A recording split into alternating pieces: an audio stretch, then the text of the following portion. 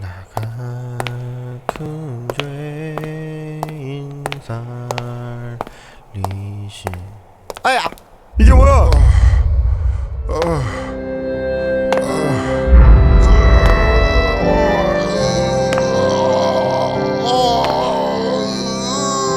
좁은 문으로 들어왔습니까? 좁은 문으로 들어온 사람은 좁은 길 걸어가야 합니다. 그러나 들어와 놓고는 겁이 나서 걸어가기를 싫어해요. 그리고는 넓은 길을 기웃기웃거리면서 그래서 적당히 교회만 드나드는 분들이 계세요.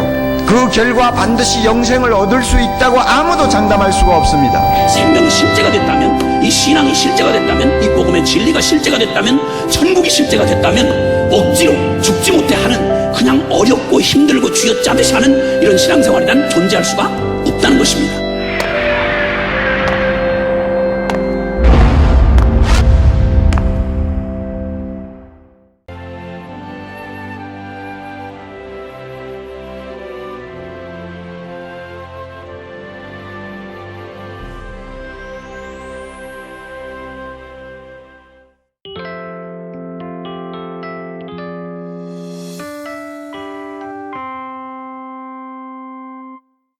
제 개인적인 기쁨 중에 하나는 하나님의 나라 사람들을 만나는 겁니다.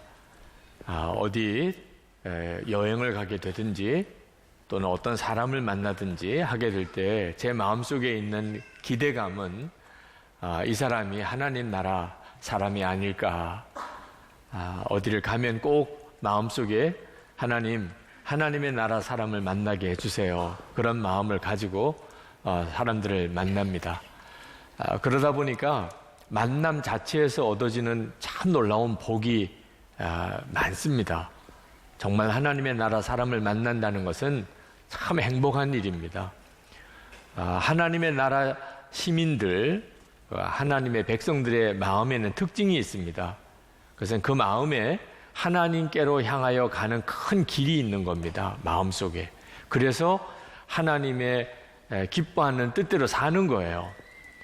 그것을 오늘 이 시편 84편 5절에서는 시온을 향한 순례길이라고 그렇게 표현을 했습니다. 주님께서 주시는 힘을 얻고 마음에 이미 시온의 순례길에 오른 사람들은 복이 있습니다. 이 마음에 시온을 향하여 오르는 순례길이라고 말했는데 그것은 마음의 길이 있다는 거죠. 개역 개정판 성경에서는 마음의 시온의 대로라고 이렇게 표현을 했습니다. 그러니까 마음속에 하나님을 향하여 가는 길이 있는 거죠. 이 사람이 하나님 나라 백성의 특징입니다. 그렇게 만났던 하나님의 나라 사람 중에 그 하형록 목사님 얼마 전에 저희 교회 오셔서 또 주일 예배 설교도 해주셨는데 그 하형록 목사님이 계십니다. 그분을 만나게 된 것도 하나님의 전적인 역사로 만났고 만나고 난 다음에 참 깊은 감동도 받았었습니다. 그 목사님은 심장 이식 수술을 2번이나 했던 분입니다. 그러면서 그분의 삶 전체가 바뀌어 버렸습니다. 그분에게 있어서 이 회사를 다시 시작할 때 돈을 벌기 위한 목적으로 회사를 시작하지 않고 어려운 사람을 돕기 위하여 회사를 시작하게 됩니다. 이건 정말 특별한 일이죠. 네. 여러분들은 직장에서 일을 하거나 또는 사업을 할 때 어려운 사람을 돕기 위해서 그 일을 하십니까? 아무나 할 수 있는 일은 아닙니다. 게다가 그분은 회사를 경영할 때 시편 31절을 잠언 31장을 가지고 그가 회사 경영을 합니다. 그래서 사원을 뽑을 때도 또 사원들 직원들을 교육 훈련할 때도 그는 항상 잠언 31장을 가지고 하나하나 원리를 회사에 적용하는 그런 분이십니다. P31이라고 잠언 31장이라는 뜻이죠. 그런 책을 출간하기도 했죠. 마음에 시온의 대로가 있는 사람은 사는 게 달라요. 하나님께로 향하여 난 길을 걸어가는 사람이거든요. 여러분들도 한번 관심 있게 한번 하나님의 나라 시민이 누군가 내 주변에 반드시 있습니다. 겉으로 보여서는 알 수가 없지만 조금만 마음을 열고 지내보면 그 마음에서 느껴져요. 아, 이분에게는 시온의 대로가 있구나, 마음에. 오늘 이 시편 84편은 거룩한 성전, 예루살렘에 있는 성전을 향하여 순례의 길을 가는 사람들의 노래입니다. 그들에게 있어서 마음의 갈망은 예루살렘 성전입니다. 그런데 이 예루살렘 성전은 우리들에게 있어서는 하나님의 나라를 상징하는 것입니다. 그 예루살렘 성전이 있는 시온산, 거기는 하나님의 나라입니다. 순례자의 마음속에 그 성전에 대한 갈망, 하나님이 계시는 그곳에 대한 갈망이 이 시편 84편에 구구절절 나옵니다. 그 중에 대표적인 구절이 10절입니다. 주님의 집들 안에서 지내는 하루가 다른 곳에서 지내는 첫날보다 낫기에 악인의 장막에서 살기보다는 하나님의 집 문지기로 있는 것이 더 좋습니다. 지금 여기서 말하는 하나님의 집은 이 시편이 기록된 당시를 추적해 보면 아직도 어떤 건물로서의 성전이 있던 시절이 아닙니다. 장막입니다. 장막. 텐트죠. 왕궁도 있고 부잣집들도 있는데 하나님의 집은 아주 초라해 보일 수도 있는 장막에 불과합니다. 그런데 그 장막이 왕궁, 악인의 왕궁보다도 자기에겐 더 좋다. 차라리 그 하나님의 집에 문지기가 되는 것이 더 좋겠다. 그런 고백을 하고 있는 겁니다. 이유는 거기에 하나님이 계시기 때문에. 그 하나님이 계신 곳에 대한 사모함이 바로 예수를 믿는 성도들이 천국을 향하여 가지고 있는 사모함과 같습니다. 1절부터 4절까지는 이렇게 노래합니다. 만군의 주님, 주님이 계신 곳이 얼마나 사랑스러운지요. 내 영혼이 주님의 궁전들을 그리워하고 사모합니다. 내 마음도 이 몸도 살아계신 하나님께 기쁨의 노래를 부릅니다. 4절에 주님의 집에 사는 사람들은 복됩니다. 그들은 영원토록 주님을 찬양합니다.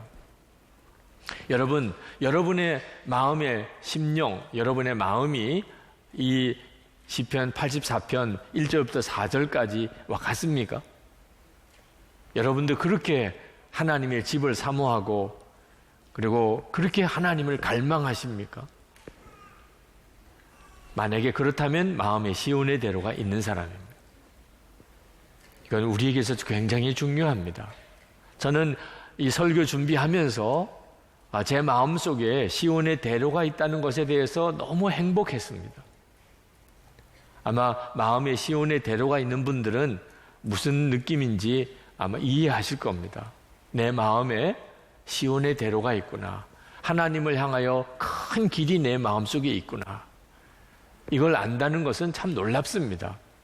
오늘도 예배 설교를 하기 위해서 집에서 이렇게 나오면서 아침 일찍 마태복음 13장 44절에 그 보화를 발견한 농부의 기쁨이라고 그랬는데 그런 기쁨이 제 마음속에 있다는 것이 느껴졌어요. 그 기쁨의 실체가 뭔지 아십니까? 제 마음에 시온의 대로가 있다는 것을 제가 깨닫게 된 그 실체가 뭔지 아시겠습니까? 예수 그리스도세요. 제 마음속에 예수 그리스도가 계시다는 것이 너무 분명하게 믿어지고 예수님이 당신이 길이라고 하셨어요. 마음에 시온의 대로가 있다는 말은 예수님이 내 마음에 계시다는 뜻입니다. 여러분, 예수님께서 여러분의 마음에 계시다는 것은 정말 놀라운 복음입니다.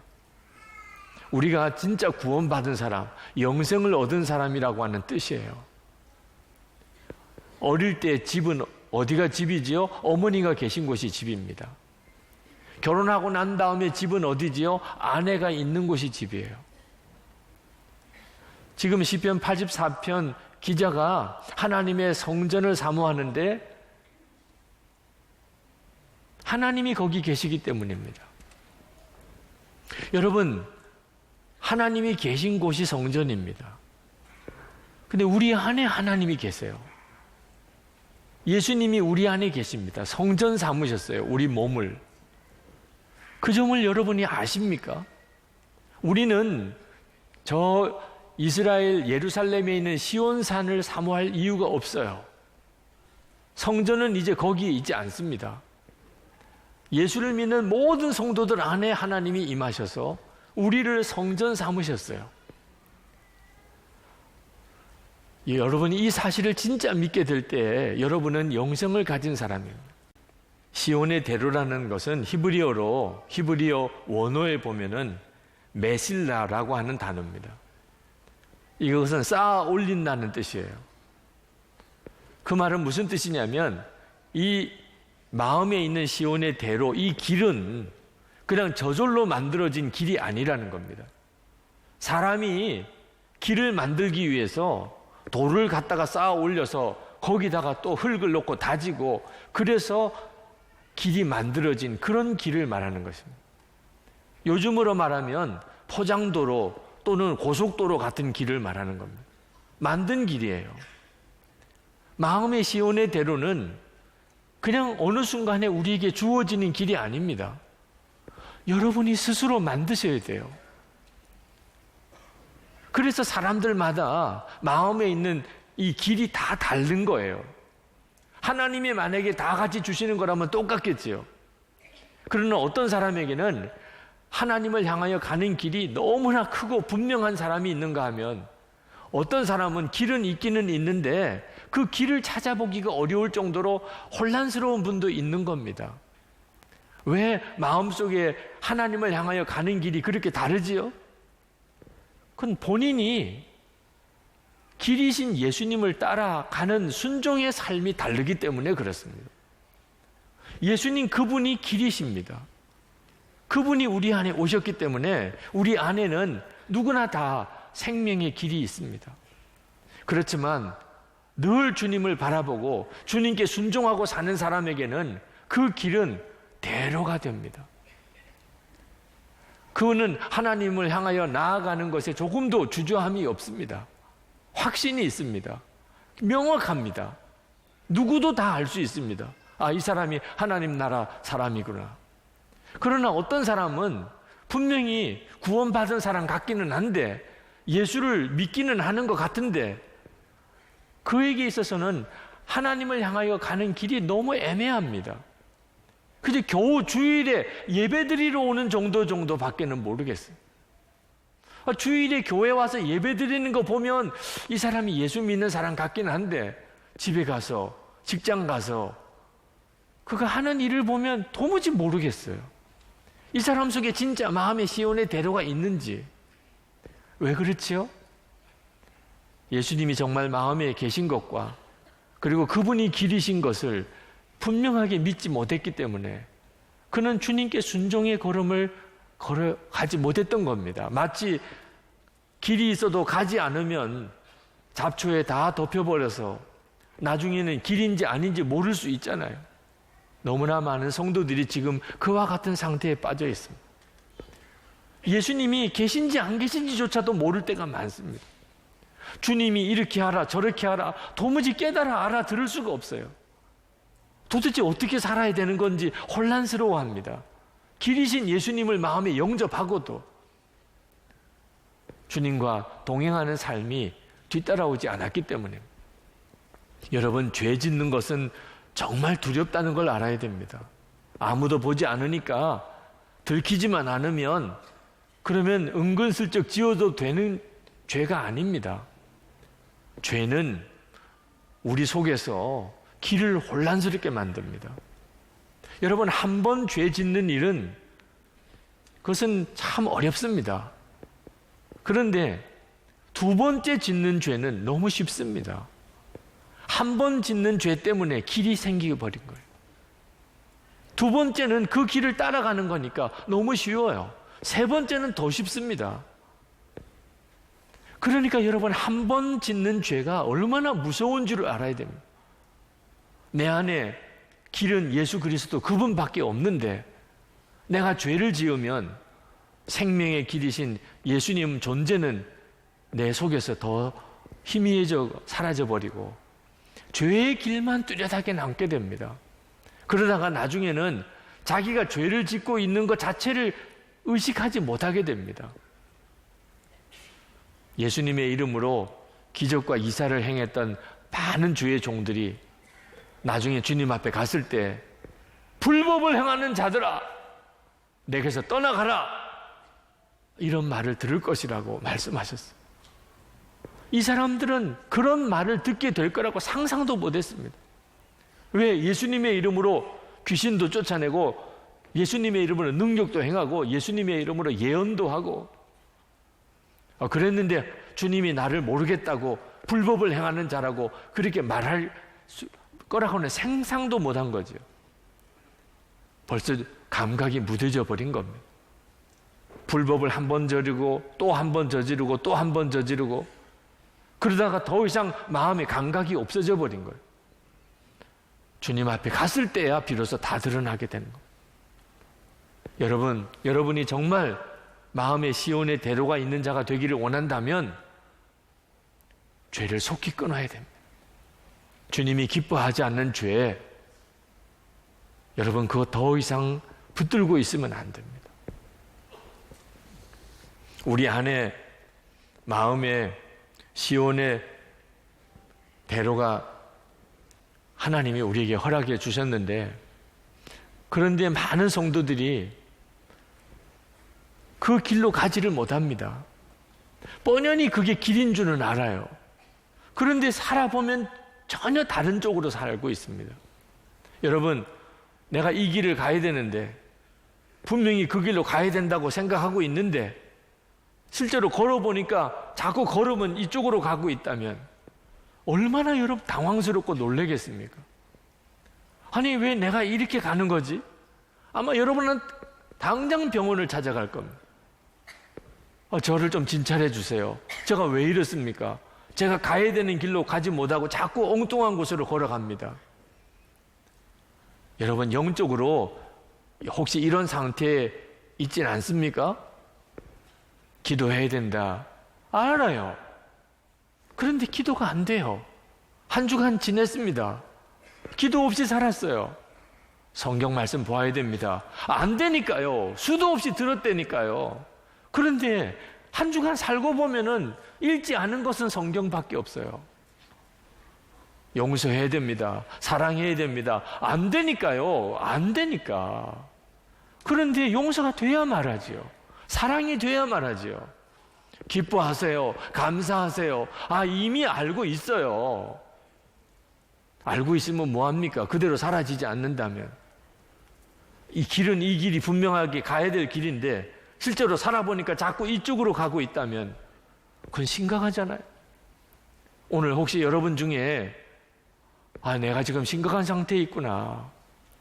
내 속에 길이 없는 건 아닌데 내가 실제로 사는 것은 전혀 다른 길로 살고 있다면 여러분 몸이 비틀거리면서 제대로 걷지 못하는 증상이 올 때 그 심정으로 하나님께 기도해야 되는 겁니다. 오늘도 예배 끝났다고 그냥 일어나서 가면 안 됩니다. 하나님, 도대체 지금 제가 어떻게 해야 됩니까? 하나님 길은 가르쳐 주셨습니다. 주님 제게도 주님은 계속 말씀하고 계십니다. 그런데 그렇게 사라지지 않습니다. 여러분이 정말 간절한 마음으로 주님께 매달리셔야 됩니다. 그러면 반드시 하나님이 여러분을 도우세요. 이걸 깨닫지 못하면 그러면 이렇게 방황하고 살다가 그렇게 인생이 끝나버립니다. 그리고는 주님 앞에 서야 돼요. 처음에는 우리 안에 예수 그리스도가 시온의 대로같이 여겨지지 않습니다. 오늘 이 예배를 드리시는 여러분 또 방송으로 영상으로 이 설교를 들으시는 분들 중에 아직도 마음에 시온의 대로라고 여겨지지 않으시는 분이 있으실 거예요. 예수님은 분명히 믿었지만 아직도 갈등도 많고 시험도 많고 흔들리기도 하고 여러분에게 도전합니다. 여러분의 마음속에 시온의 대로가 되게 해주실 분은 주님이신데 여러분이 주님을 정말 신뢰하고 순종의 걸음을 내디디는 것이 필요합니다. 그러지 않으면 주님도 어떻게 해볼 수가 없어요.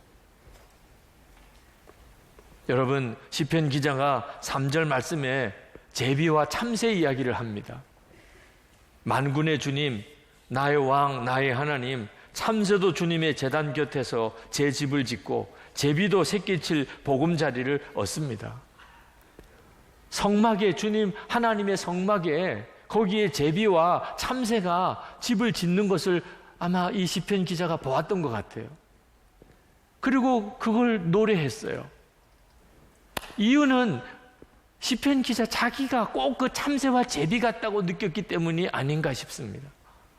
이 시편 84편은 고라의 자손이 쓴 것입니다. 여러분, 고라가 누군지 아십니까?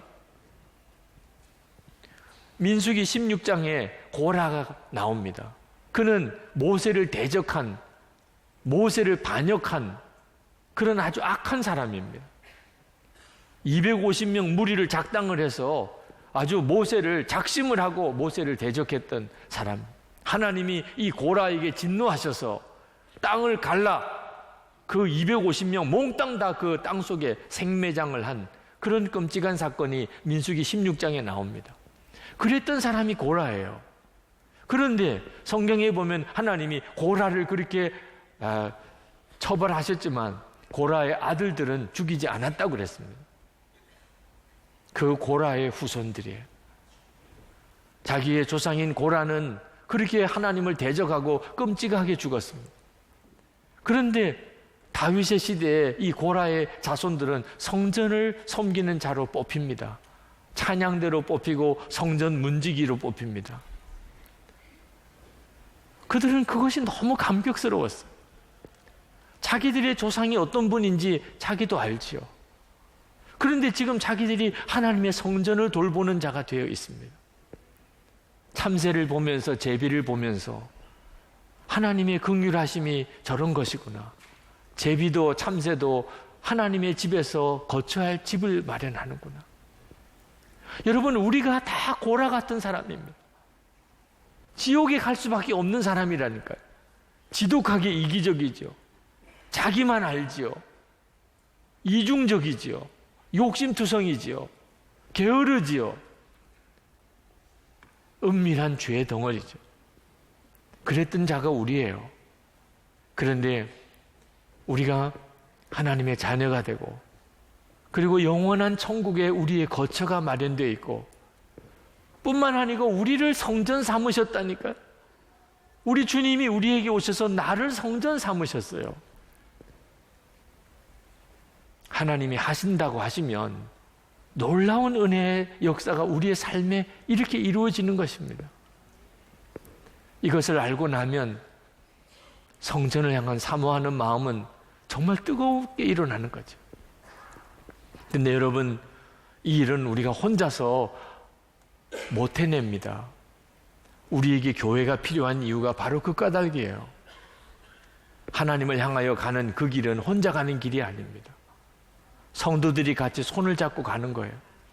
그래서 우리에게 교회가 필요한 겁니다. 여러분, 절대로 이 교회를 주일에 와서 예배 잠깐 드리고 흩어지는 곳으로 생각하시면 안 됩니다. 그분에게는 교회가 있는 게 아니에요. 그는 예배 드리러 잠깐 오신 것뿐이지. 우리에게는 교회가 필요하다고. 손과 손을 맞잡을 성도들이 필요하다고요. 영성일기를 쓰시라고, 서로 그렇게 마음을 날마다 서로 열어놓고 사시라고 그렇게 권해드리는 이유는 우리 마음속에 있는 이 시온을 향한 순례길을 서로 확인하고 사는 거예요. 진짜 마음의 시온에 대로가 있는지를 서로 확인하고 격려하고 도와주고 살자는 거예요. 여러분, 길이 쉽지 않은 길이라도 서로 손을 잡고 함께 그 길을 걸으면 얼마나 든든합니까? 혹시 가다가 쓰러져도 금방 일어날 수 있잖아요. 교회는 너무나 놀라운 하나님의 계획입니다. 오늘도 하나님의 나라를 향하여 걸으시는 여러분의 발걸음에 힘이 있게 되기를 축복합니다. 여러분 속에 시온의 대로가 다시 한번 분명해지게 되기를 축복합니다. 이 설교를 준비하면서 갑자기 제 마음속에 떠오르는 찬송가가 있었습니다. 주와 같이 길 가는 것. 나 너무나 잘 아는 찬송이지만 정말 제 가슴 속에서 일어나는 찬송이었습니다. 여러분, 이 찬송 우리 같이 부르시고, 그리고 하나님 정말 제 안에 오신 것, 예수님 생명으로 제 안에 오신 것 감사합니다.